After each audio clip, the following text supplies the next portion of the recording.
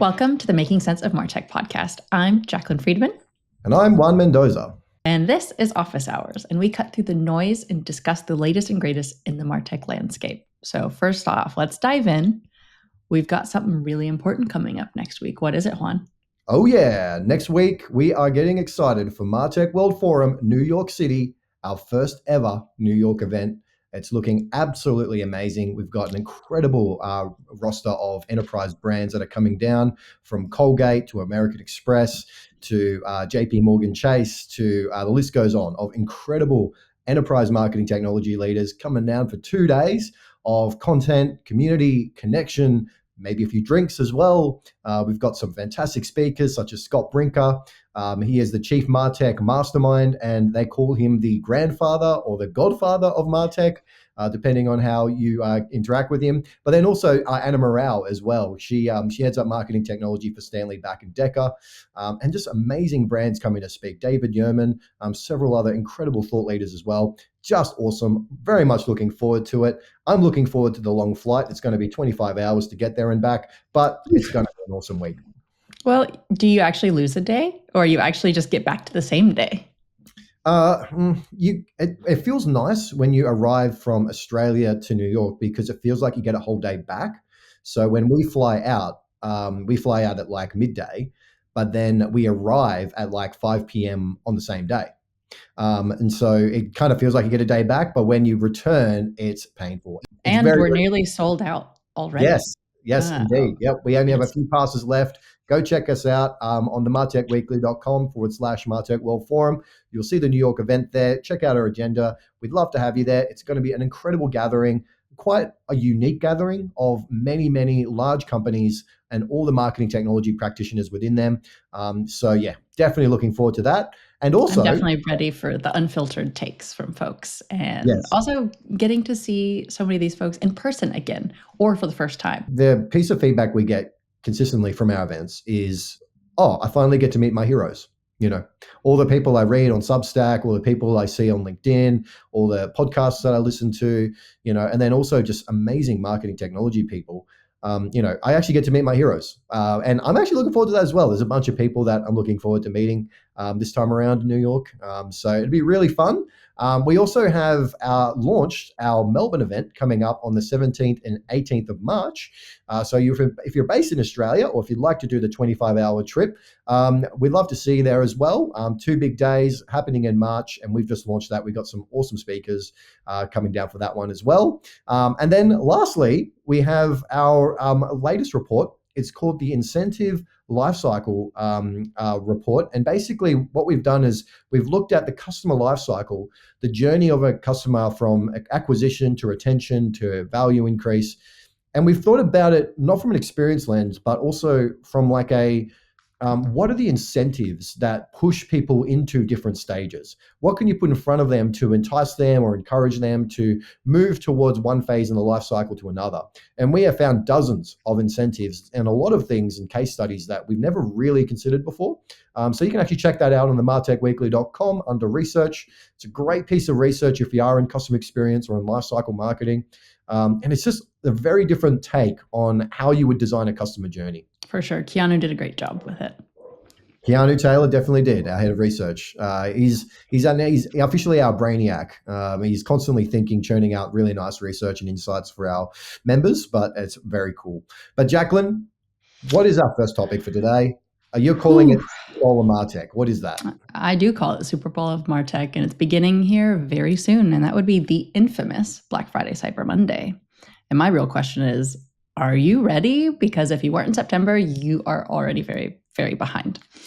And I know we've got a lot of stats to walk through. In terms of those stats, get ready. So it continues to be the singular biggest digital powerhouse event. Just for example, out of Adobe, US consumers last year spent a record $10.8 billion online on just Black Friday, the day. And that's up 10% year over year, which that's big business. And we're not even talking worldwide just yet. But if we are going to, globally, shoppers spent $74.4 billion online in just 24 hours. And that's a 5% increase year over year.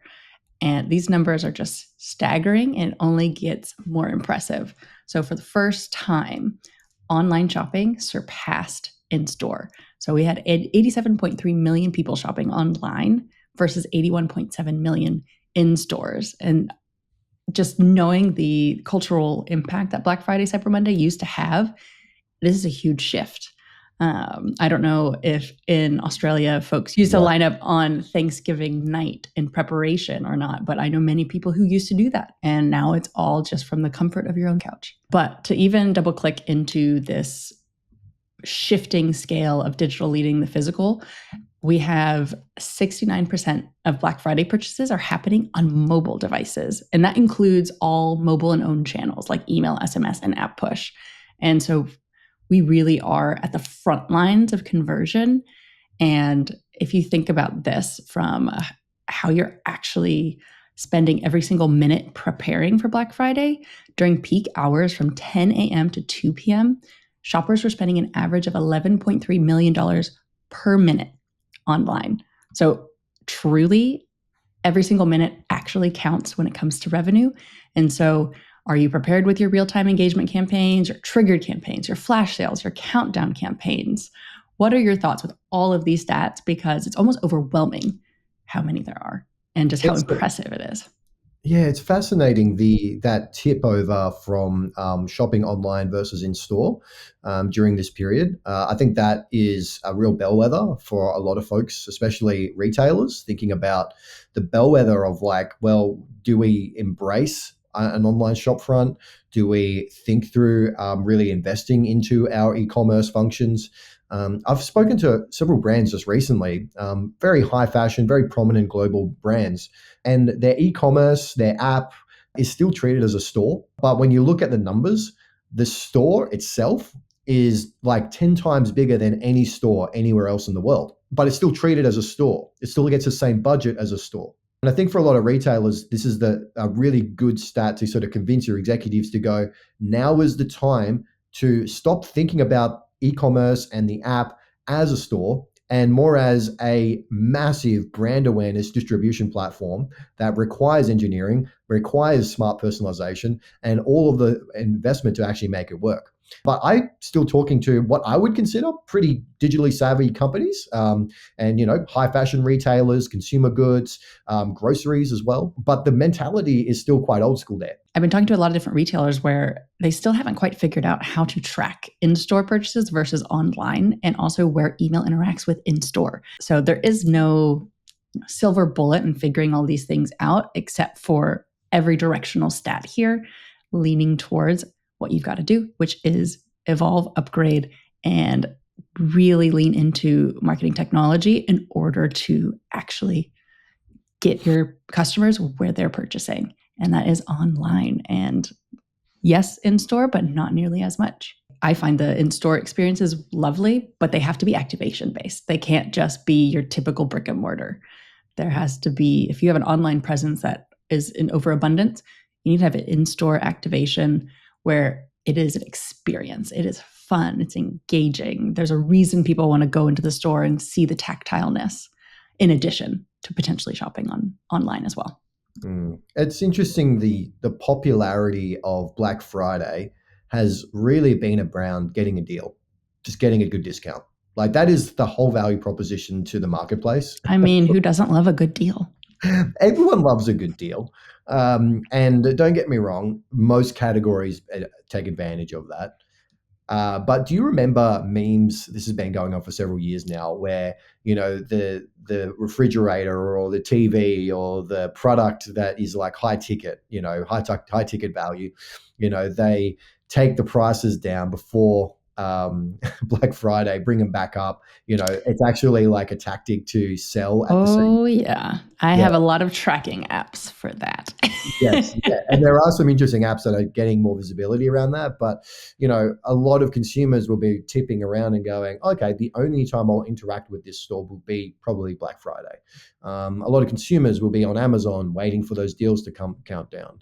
And I think there's a sort of a funny culture to that where there's this, the brands themselves are adversarial. They don't want to eat away at their margin, but they know that if they can acquire customers during this period, they could increase that lifetime value over time. And so a lot of life cycle and customer experience folks are kind of battling with the commercial team often, because the commercial team is like, why do we need 50% discounts? Why do we need to reduce our margin? But then at the other side, it's like, well, Black Friday, yeah, cool. It's about sales, but you know what it's about? It's actually about filling up your database each year. The long tail of Black Friday, I think, is the opportunity that a lot of brands just miss, because Yeah. if you're able to collect another 50,000, 100,000 customers over a period of 5 days, you can do a lot with that. There's a lot you can do there, especially if you've got a good personalization program, you've got life cycle in place. That's actually an investment in data. I wish brands would think about it like that, because I think the battle between life cycle, customer experience, and the commercial folks that are actually trying to protect their margin, it's not the right conversation. This is actually about improving your data asset first and foremost. I completely agree. And I think a lot of times the short-term clearing of inventory is the primary focus, when in reality, to your point, it is an investment if you invest in it properly. And I've got a couple of tips for folks if you're really trying to figure out what to do and you're maybe just now getting it together. The top two, and then a bonus tip for you. So deliverability. I know it sounds so basic, but do not send to that inactive list. It is going to impact your sender reputation, so that those who are actually interested likely won't receive them as a result. You will get dinged. And even Gmail announced this month that there's further crackdowns. So just be mindful and weary of talking to anyone. And everyone's different sales cycle is slightly different. But if it's a 6-month plus old email and they have not engaged in any capacity, do not include them. Instead, retarget through paid ads. If that is one of your channels, there are options to re-leverage and bring them back into your general sales funnel. But just know it's not worth it ever, because it has long-term consequences. Tip number 2, definitely use free tools like Centric, which is one of my favorite countdown timers, or paid tools like Movable Ink to customize and create urgency and personalize. That's where the fun can come back into marketing. Oftentimes gets missed with just the level of volume needed for Black Friday just to even cut through the noise. And then this is my own kind of bonus tip and just personal philosophy that I've learned throughout the years, but sales and promotions actually just degrade your brand, full stop. And I highly recommend using this specific time to make the most of it, because it's culturally expected to have a sale. Obviously, it's one thing if you take a brand stance, we don't do sales ever. Good on you. That's totally fine. But this is the one time of year where it is socially acceptable. It is financially acceptable.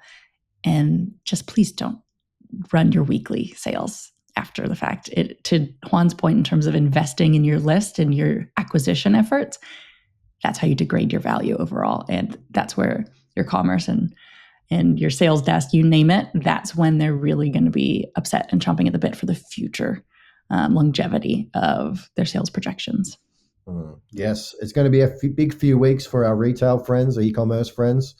Thoughts and prayers for them as they churn away and they look at the dashboard every day and everyone's screaming and yelling and shouting and whatever else that happens in these retail marketing departments. But yeah. it's and I still have to put a nice little dig into Yotpo for really hurting their e-commerce clients. I mean, come on now. Like, wait until the first of the year for all of these things. Just means so many small businesses that run on Shopify and were using your platform. Just means they really have to start over, and it's just bad all around. I cannot imagine anything more stressful than being maybe a team of 1 or 2 or 3 people in a small. And that's the majority of the folks that were impacted. Yeah. It's unfair. It is unfair, but that adds pressure and stress, because try to run a Black Friday sale when you've got a couple people, maybe the D2C is doing 5 million or less than 5 million in revenue, that's a tough spot to be in, but it's also a great opportunity to learn as well. And I'm sure we're going to see a ton of creative ideas come out of this year's Black Friday, Cyber Monday. But get ready for it, folks. The deals are coming our way. Make the most of it. Deals, be mindful of if they actually are deals. Yes, very much so. Be aware of the challenges that come with retailers trying to make some margin. But yeah, if you walk into a store and you see it for sale and you lift up the ticket price and then underneath is actually exactly the same, then you'll know exactly what I'm talking about there. Yeah. Be But vigilant, but excited. yes, very much so. But moving on, we have a very interesting series of reports around enterprise adoption in AI. Obviously, the amount of research that's happening in AI, particularly the consumer adoption, that is actually what's going to be driving the market in the next 12 months. So they call it the Magnificent Seven, all the top seven of the S&P 500. Those companies are a huge share of the actual total stock market right now, but all of them are investing in AI. But what it actually comes down to is the consumer adoption, and will consumers actually spend, or will they tolerate ads through, say, AI products and applications, or will businesses spend? And the bigger market is actually the businesses, the enterprise customers are spending hundreds of thousands, millions of dollars on enterprise AI technologies. But the reports are super mixed. Right now, They really are. yeah, It's kind of it's not unexpected, but also I think it shows the difference in sample sizes and those in which were part of the surveys. But maybe just to kind of get us started, we've got reports from Zapier, we've got reports from Hightouch, Wharton School of Business at UPenn, as well as G2. And that's just all in the past couple of weeks. So there's a lot of activity. And obviously, of course, there's a lot of interest in really diagnosing and understanding what is happening. So, Juan, what's going on? Okay, I'm going to give you the through line. And this is not obvious at all, but all reports, kind of except for the Wharton report, points to this reality that embedding AI into your enterprise organization is much harder than everyone thought. That's an obvious thing, right? No one is sailing through and building AI applications or optimizing their supply chain with content or doing AI decisioning. They're not just turning that on. No one is doing that. In fact, it's actually really challenging. It's really, really challenging. So let's go through some stats to think through this. So firstly, with Zapier, 92% of enterprise companies consider AI as a key focus. However, 78% of companies are struggling to integrate AI with existing systems. And bear in mind, Zapier's particular focus is integration. So it's a very interesting sort of perspective here because, trying to bring AI into your existing Martech infrastructure is really challenging. Skills gaps, 35% cite employee skills gaps, 27% blame IT infrastructure. Yes, the big spenders out there in the world are going to be the ones that are sitting on Salesforce Marketing Cloud for 15 years. They're going to be sitting on a Microsoft Dynamics or an Oracle infrastructure, or God forbid, an IBM or a Unica IBM type setup that is ancient. You're just hurting my soul even saying all of those words out loud. It just is painful. And like there are still plenty of companies with a lot of money, but you know what's holding them back? Significant market share are on those because it's sometimes too hard to break up and start again. Exactly. It's if you're a big financial institution or if you're run any sort of membership, you actually have to probably go down for a couple of days. And that is a nightmare for IT. That is impossible almost, So there's this new gen, old gen thing going on, and AI is actually exacerbating that. And that's really important to point out. The executives may want to put the budget in. The money might be there to invest in AI. You might be getting pressure. You might be seeing other divisions like finance, logistics, embed and use AI. In fact, some of these stats talk to marketing actually seeing less outcomes than say the other parts divisions of the business. So you got all this pressure. By the same time, a lot of marketers are dealing with legacy infrastructure. It's one of the biggest blockers. And to actually embed and take advantage of this new opportunity, what you're going to need is an honest conversation with IT to say, how do we modernize our infrastructure before we add all these different AI tooling on top? But just to say that point, 81% of companies feel pressured to adopt AI by their peers. Not surprising at all. I'm surprised it's not 100%.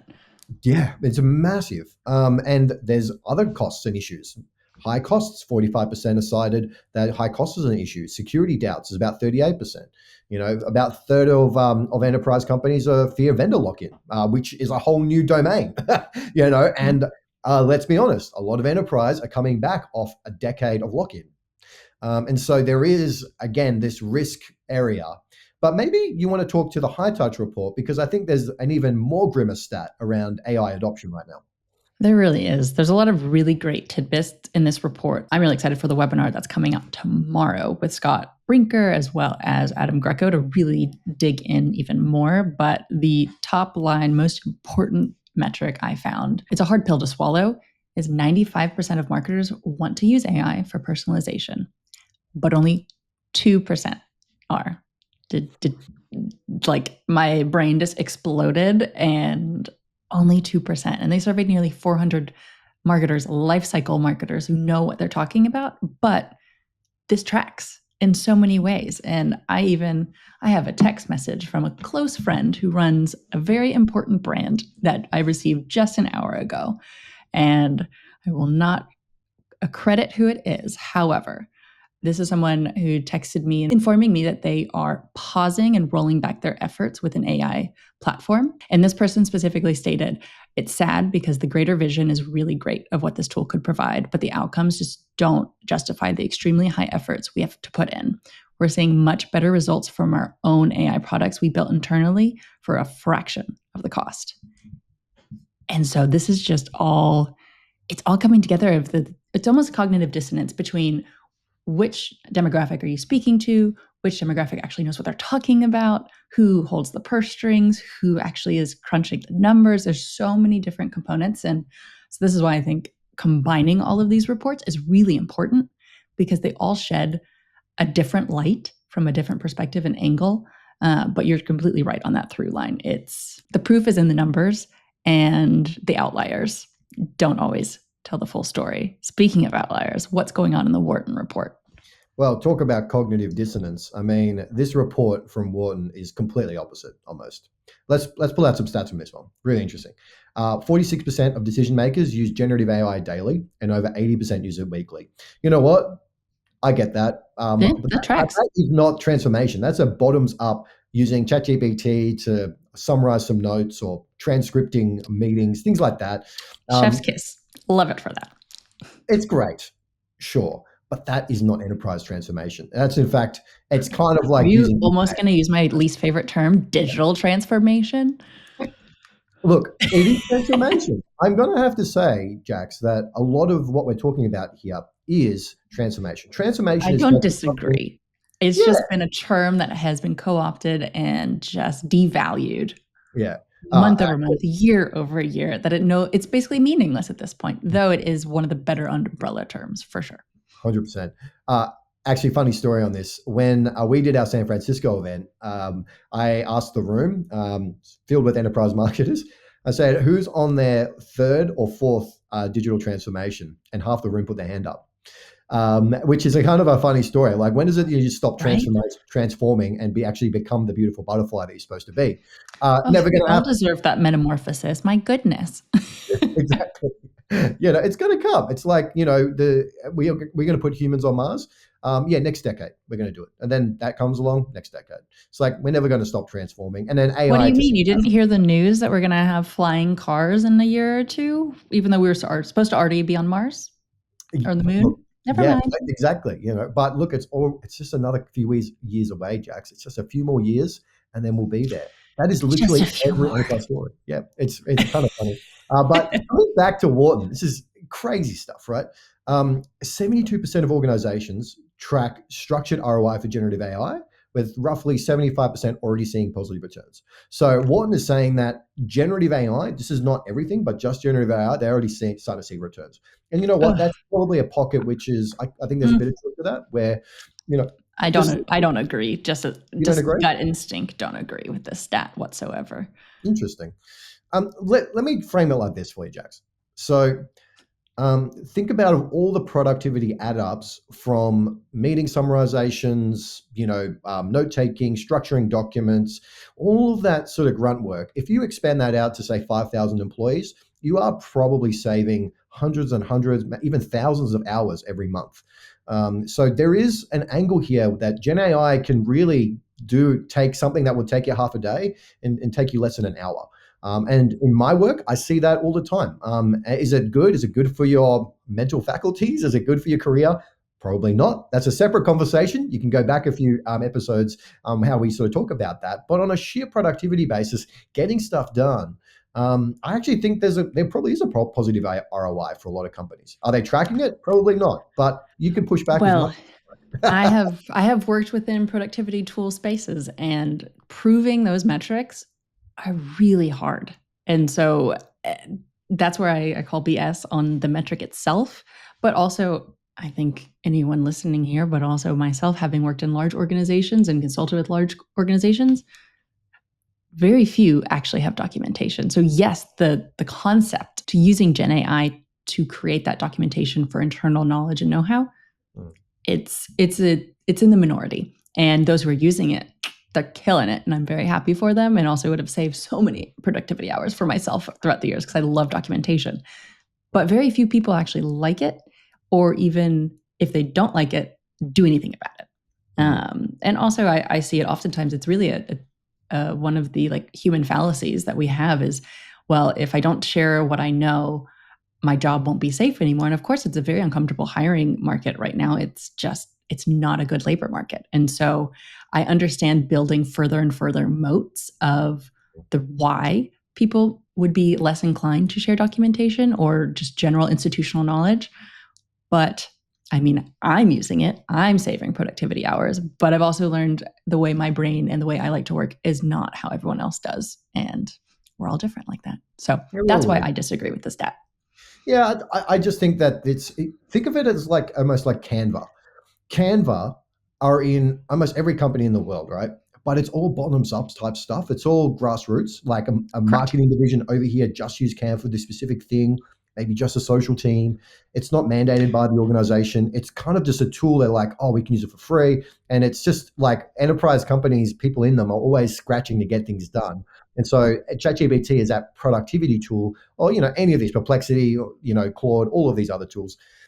They can all be like, it's very much a grassroots strategy. In fact, there's some great sort of insights coming out of the market right now about this, saying that ChatGPT is taking the Canva approach, and someone like a Claude Anthropic is actually taking a Salesforce approach, where Salesforce in that like Claude's go-to-market is actually dealing with the decision makers in enterprise and doing a top-down approach.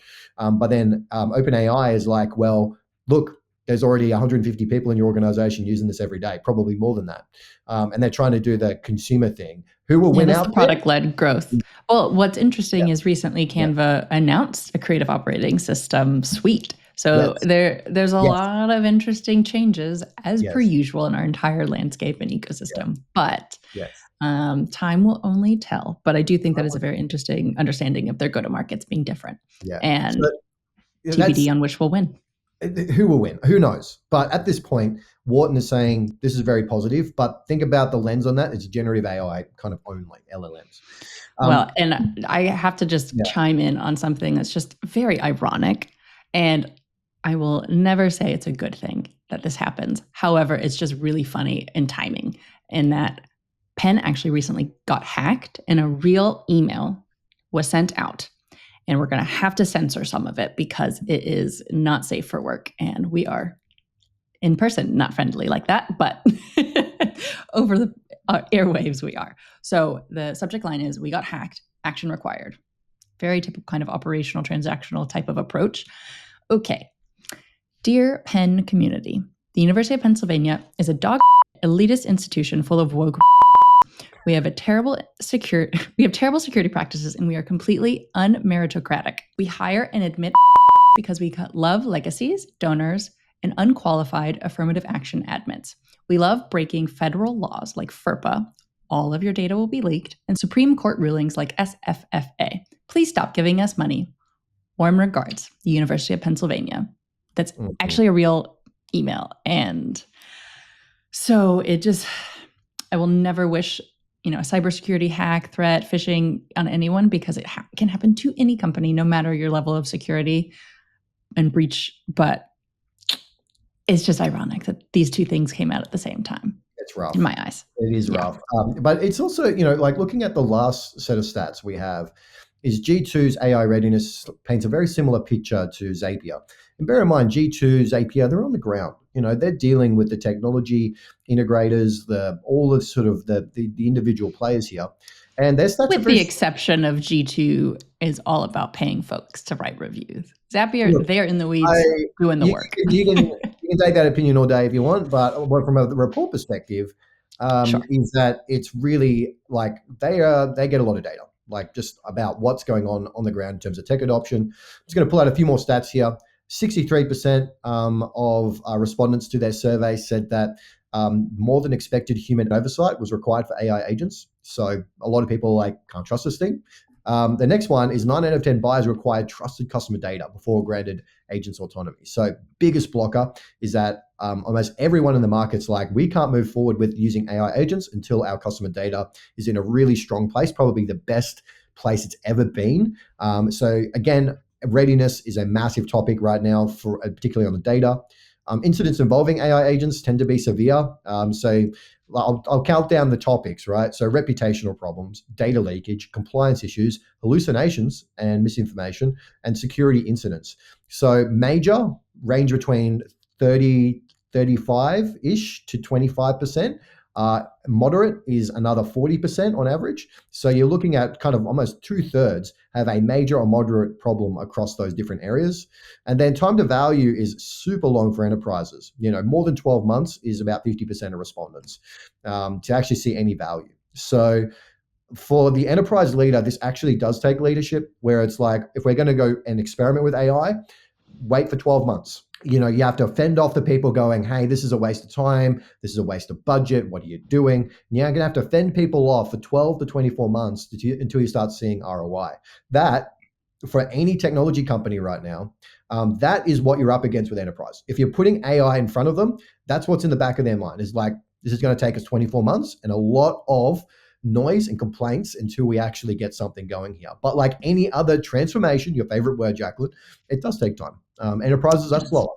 It does take time, but at the same time, you need leadership to actually think through this strategically and go, are we willing to strap ourselves in and burn several millions of dollars over the next 2 years for something that we just may not totally work at all? Is it worth it for us? And that is a question no data is going to give you. That is a question that comes down to leadership and vision for your company and what you think the role of AI in your business should actually be. Yeah. And that's something we speak with leaders about all the time. They come to us like, we want to implement AI, but they're in very regulated industries, whether it is banking, insurance, healthcare, you name it. You cannot risk something going wrong. And so, if anything, with the outlier of the Wharton survey and study, listen to the other reports. It's still dabble, experiment, small scale, do things for your internal employees. Just keep calm, try things out, but do not deploy anything to the masses. Do not make things customer facing that are not fully tested with guardrails. And until then, fingers crossed that this whole AI thing works. Brought to you by our sponsors. On November 13th, Hightouch is hosting Has Martech Failed Marketers, featuring Scott Brinker of Chief Martech and Adam Greco. They surveyed 384 marketers and found nearly 75% of Martech struggles come down to one thing: data. Not the tools, not the strategy, the data underneath it all. And that doesn't surprise me one bit, and you may even hear from me in the report. Scott and Adam will unpack what's really behind the pain and how fixing your data unlocks cleaner reporting and true personalization at scale. RSVP at hightouch.com/has Martech failed. And now back to office hours. Hey, look, another way of thinking about this is that there are companies out there in the world that burn so much money on stuff that doesn't matter. That's true. And this can be construed as that as well. Like the AI investment could be, we're just putting money in the wind again. But I actually don't think that's true. I think it is worth the several millions of dollars to think through where this tech adoption, it's consumer change, it's technology capability. There's a lot of things in here that are worth exploring. And for a large enterprise, it does take a lot of money to figure that out. But you know what? I'd rather use that money than blow it on another massive brand marketing campaign you can't measure ROI on, or a transformation project with 15 consultants, or God forbid, another Salesforce implementation. I'm going to push back on the brand awareness campaign. Brand awareness is undervalued only because it's not as easy to track, but it is, in my opinion, one of the singular most important approaches from a marketing perspective. Without brand awareness, you have no sales, regardless of what industry you're in. I agree, but you know what I mean. Like I do, but I like to just like rub you the what's wrong the way. ROI of a massive billboard campaign, or I Don't know, get me like, started on things that are billboards. just like stupid wastes of money. Marketing is extremely good at putting money on a pile, pouring gasoline on it, and then torching it on fire. We are extremely That good at is that in the not world. So, fair. come There on. are bad marketers. There's some good marketers. Like a great example, if we're talking about billboards, there is it's hard to call it a gas station, but those who know will know. And if you don't know, please look it up. There is a gas station meets store, meets restaurant, meets everything in between called Buc-ee's, based out of Texas, but now has expanded in the States. Their billboard game, that marketing team, they know what they're doing. They are genius. So there are some ways to do it right, but there has to be intentionality, not just throwing money on a pile to burn, like you stated. Yeah. Look, it's choose your bonfire. That's what I'm saying. Is that I enterprise like that. companies are going to waste money anyway. You might as well chuck it on a bonfire that might have a massive upside. That's the promise. Is AI has a big upside, and you're going to be burning money anyway. Was it which 50% of your marketing spend is wasted? You don't know which half is wasted. That's the conundrum constantly with marketing.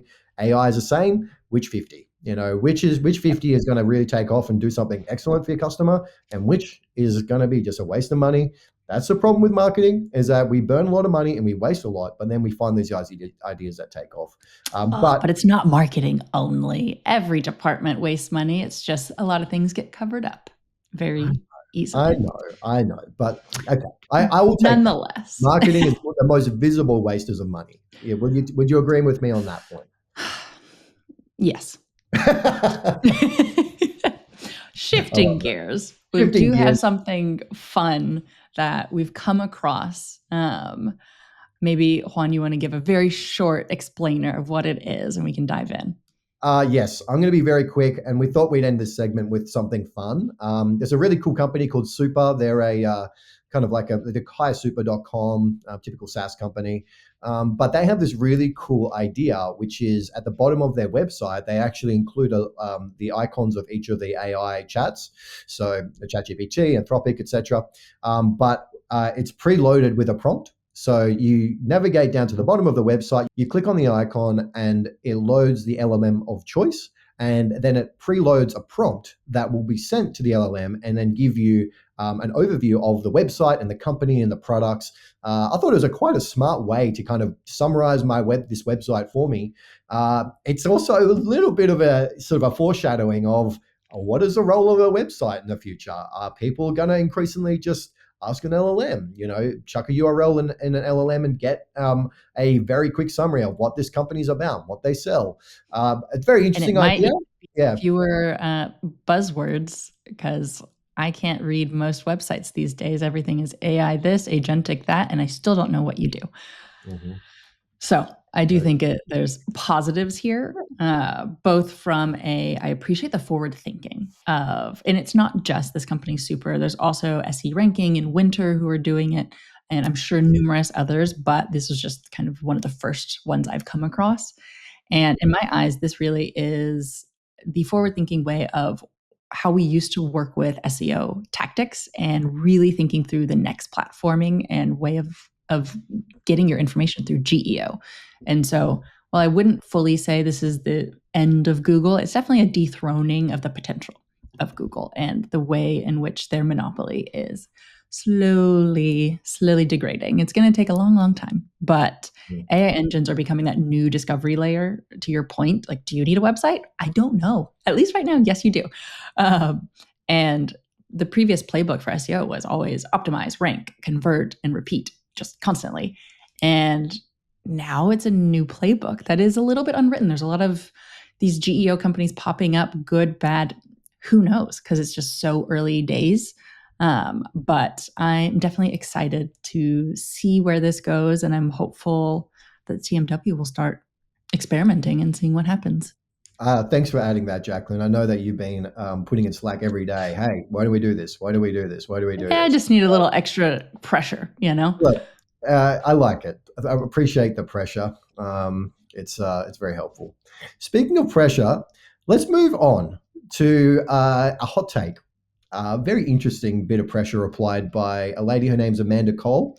She's the chief marketing officer at Bloomreach. So they're a global customer engagement platform doing a lot of interesting stuff in personalization. She had an interesting take on Hightouch's positioning and branding around AI decisioning. What was all that about? I mean, you kind of dragged me into this conversation, Jacqueline, so I blame you. And then I had a bit of back and forth as Ouch. well on it. But it was a very interesting conversation. What was it all about? Yeah, it is a really great point that Amanda brought up, where a lot of the work that Hightouch is doing is not new. It is just potentially more informed with context. So the actual technical term of AI decisioning is contextual bandits. And there's this excellent, the originating report and study on this was published in 2007, but it is really this machine learning mechanism, and I am not technical enough to fully understand it. We'll definitely need help along the way. But to Amanda's very correct point, it is not new. However, in my eyes, the application based off of your company's singular only data, that part is not solely new, but it is more accessible. There are so many companies that have been using machine learning and AI in-house for their own models, for their own personalization engines. And that's across industries, as long as you have a robust engineering team to leverage and work on that with your data science team.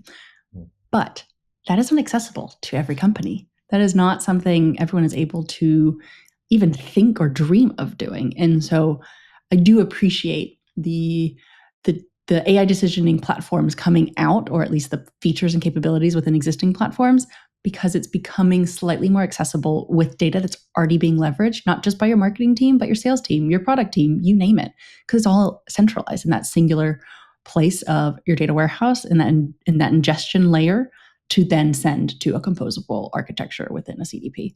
What are your initial thoughts, since it did rile up some debate, let's just say? Yeah, I think it was interesting, the conversation about like contextual bandits and what is High Touch is calling it AI decisioning, but really it's contextual bandits. I think that's a really interesting point to make, is that, multi-armed bandits has been a concept for more than 15, 20 years in experimentation. So the whole idea of you run an experiment and then the platform that runs the experiment will optimize to the one that's getting traction. And it's kind of like a Bayesian algorithmic approach to it, which is, okay, as you get more data, more priors, you'll just shift more the loading of an audience towards one experiment over the others. I don't know, 10, 15 years ago, probably 10 years ago at this point, I was working with optimizing and I had that.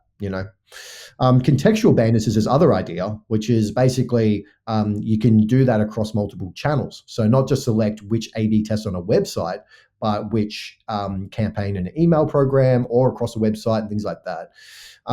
And I get that, that's what kind of Hightouch is after there, that contextual bandits approach. And, that's intelligible and understandable. However, when I talk to folks like CoFrame or Oxia or, there's a few other folks in this space, they're trying to evolve beyond that, do proper AI decisioning across all the channels. So it's kind of a shift from, just doing contextual bandits, which is really just an algorithmic thing, to proper intelligence, which is an agent that's running those campaigns. It's making intelligent decisions, not just optimizing traffic to certain areas and channels that are driving more value. Because I think there's only so much context you can put into a contextual bandit. It does take intelligence, understanding, and then actually the activation of that channel. And so that was kind of my thoughts around that topic. And it's a very interesting one to unpack, because we're starting to get this kind of thought process around what is AI decisioning. And I actually really appreciate that commentary and that conversation from Amanda Cole. I think, it's a good conversation to have. I think we should be thinking about our definitions here. One of our incredible attendees for MWF, actually speaking at MWF Melbourne, Pawan Verma, he's been leading AI decisioning in multiple companies for many years. He says it really well. He says, we have to define a discipline and not let this just be a technology-led thing, because customer decisioning is a discipline. And right now, because it's not clearly defined, there's all this sneaky words and concepts that come into play that make it really hard to define it. Yeah, it's the truest form of semantics that Keanu himself has coined, of just throwing more phrases, words, concepts, when in reality we need to take a step back and think through the category. What are we trying to solve? What is it? And then there's different applications of said umbrellaed category. Yep, and it's not an easy job, but as the industry develops, I think there's going to be a great opportunity there. We have an office hours question this week, Juan. Mm. What is attribution and why is it so hard? Okay. I feel this one to my bones. All right, I'm going to let you go first. This is a great question from our audience, and I think it's interesting to think about. Why is attribution so hard? I think there are philosophical problems with attribution that really map to your perception of reality. For example, can numbers tell us the whole story of what is actually happening with your marketing? You have to answer that question first and foremost. It's hard because unless your company has a really good definition of your metaphysical underpinnings for like what is real and what is not, how much can numbers tell us, how much can they not, then you can dive into the ambiguous, multifaceted world of marketing attribution. You're talking channels, content, different people working on your team, different markets, different ad spends. When you've got an environment with a lot of ambiguity and very different metrics and very different types of outcomes, it becomes very difficult to solve attribution in a way that's total, in a way that's not just, okay, we generated this many clicks from an email and then they purchase on the website in the same session. That stuff is very easy, table stakes stuff that any major platform can do. No worries there. But when it comes to multi-channel, and we're talking at a level here of large enterprise companies, you need a philosophical underpinning first. And that's kind of where I approach it first, is like, what's your metaphysical understanding of reality? Big question. Didn't think we were going to go there today, but all right, we did. It's important. And it sounds a bit left of field, but if you think about it, do you have an empirical mindset? So what that means is, do you believe only things that you can see? If the answer is yes, then go for it. But if you believe there are things that are impacting your marketing or your career, or things that are happening in the world that you cannot see or understand, then that's going to impact how you approach attribution. You'll need a margin for mystery, basically. I like that. Margin for mystery. You need a margin for mystery. You really do. And this is where an intelligent conversation with smart people that actually think a little bit deeper than next quarter will actually engage with you on. So that's the first thing, your philosophical underpinnings. But then the next problem you have is that, what are you actually trying to do with attribution? Are you trying to solve a political problem, which is who gets the budget next year, or a strategic problem? Like, okay, well, we tried the strategy. Did it actually work? Or a really practical one, like, why is our email not converting? And what can we do to fix that? It's a practical, political, or strategic problem. Think about how attribution can actually help solve that. And then I just think that it comes down to this idea of, when you have your vision for what is real in marketing and what is not, then you can start formulating which technologies can do that. Is it multi-arm bandits, like we've been talking about? Is it, for example, geolocation experimentation? Is it, doing MMM, multimedia, putting a bunch of data in an algorithm and it gets you a result? Is it last click or multi-click attribution? Then you can start to think about your model. But what is needed is a strategic conversation with your leadership on what is real and how do we measure what is real and what is not real. So that's kind of why I think attribution is so hard, is because we don't have that conversation. That is true. And I'll just add, I agree with everything you said. I think about it in two primary ways with attribution. One, it's continual. There is no singular end goal, just like there is no singular customer journey. That's how attribution is. And so I like to think about two things. One, forest through the trees. Some of this, to your point, is instinctual. It's gut. It is, the data doesn't tell you everything. It's not the full story. It is an important story, but it needs to apply to the things that you can't fully anecdotally even talk about. And I also think through beyond just what is trackable. Things like, in-person community to brand awareness, like we mentioned before earlier in the episode, those things are not as trackable as you would like it to be. And that's not a bad thing. It just means the current CMOs are in a hard spot when they're trying to get budget. And so there has to be that top level, high level conversation from a philosophical standpoint of understanding we're going to commit to this amount every year for brand awareness, and just know that is its own budget that does not have to be attributable. Yeah. That said, the rest of the budget, sure. And this is actually very timely. Elena Verna, the queen of growth, who is now overseeing it at Lovable, she wrote a piece recently called "Marketing Attribution is a Lie." And I just want to give a couple of the quotes because they hit the nail on the head. If I see one more marketer make a brand decision because the data told us, I'm going to lose my I feel that all the time, every day. Yes. Also, somewhere along the line, marketing teams convinced themselves that data equals understanding. We stopped intuition, taste, and strategy for spreadsheet obsession. And now half the industry can't ship a landing page without calling a committee meeting on UTM tags. This hits so close to home for me because we talk about this with AI of it being the average of what's out there. You can't curate taste or intuition without just that common sense, that gut, that instinctual knowledge. And then I'll leave it with, lastly, what she also states, and I agree with, is the consequences creativity is dead. Everything looks the same. Every headline is the same. Every landing page is the same. Every brand sounds the same. We're optimizing tiny decimals while the actual soul of marketing is on life support. This is just further proof. Moonshot goals, those OKRs, you need to reach for the stars to hopefully achieve something different.